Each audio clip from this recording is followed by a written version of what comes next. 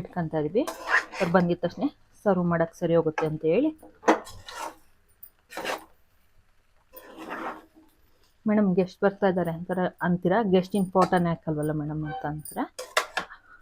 ಅದು ಅವರು ನಾವು ಮಾತಾಡ್ತಾ ಕೂತಿರ್ತೀವಲ್ಲ, ಹಾಗಾಗಿ ಫೋಟೋಸ್ ಎಲ್ಲ ಇನ್ನೂ ಸೆಂಡ್ ಮಾಡ್ತಾ ಇಲ್ಲ ನಾನು ಇನ್ನು.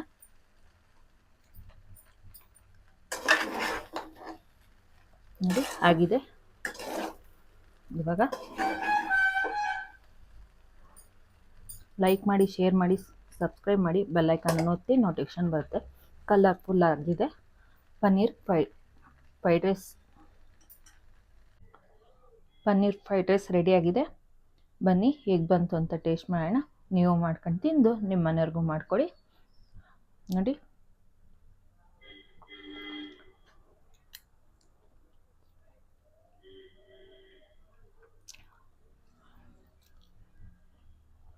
ತುಂಬ ಚೆನ್ನಾಗಿದೆ.